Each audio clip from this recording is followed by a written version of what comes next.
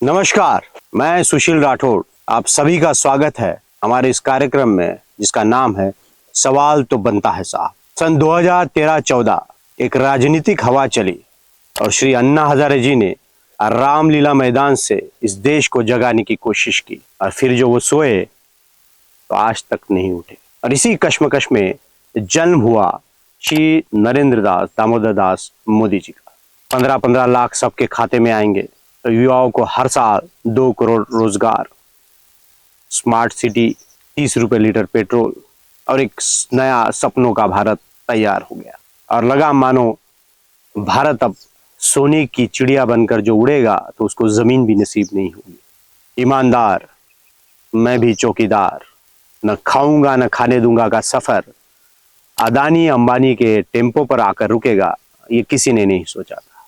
माननीय आदरणीय हमारे पंतप्रधान श्री नरेंद्र मोदी जी ने तेलंगाना में एक सभा को संबोधित करते हुए कहा कि अदानी अंबानी का टेम्पो काला धन भर भर के आ रहा है और उस टेम्पो से कांग्रेस को पैसे दिए जा रहे हैं।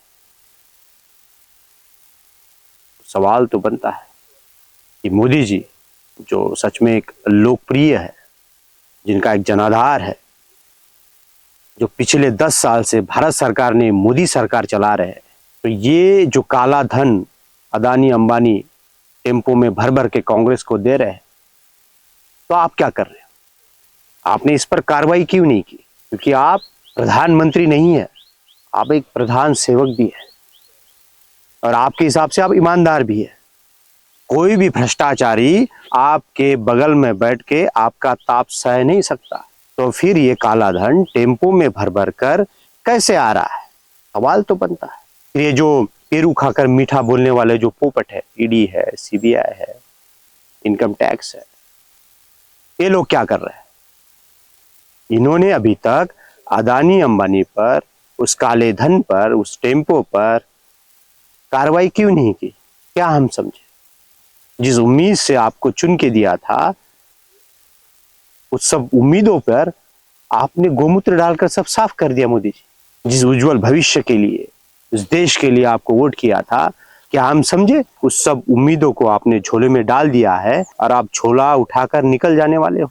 जिस हिंदुत्व के लिए, जिस हिंदुत्व की रक्षा के लिए हमने आपको चुन कर दिया था, क्या सावन में मटन मछली खाने वालों के जाल में वो फंस चुका है? जब नोटबंदी के बाद आपने पैसों की नसबंदी की थी, तो हमें ये कहकर मर्द बनाया गया कि इससे आतंकवाद की कमर टूटेगी और कालाधन समाप्त हो जाएगा। फिर हम लोगों को आर्थिक नपुंसक बनाने के बाद ये कालाधन कहां से आ रहा है? मोदी जी, क्या हम समझे कि चौकन्ना चौकीदार सो गया है? क्या यही टेम्पो हमें विश्वगुरु बनाने की कगार पर लेके जाने वाला है? हम तो इसी मुगालते में थे कि जिस टेम्पो में काला धन भर भर के आ रहा है, आप उस टेम्पो को रुकाते, उस ड्राइवर को कैबिन से उतारकर सड़क पर फेंकते और वो टेम्पो सीधा एक तो पुलिस स्टेशन या आरबीआई के ऑफिस में लेकर जाते।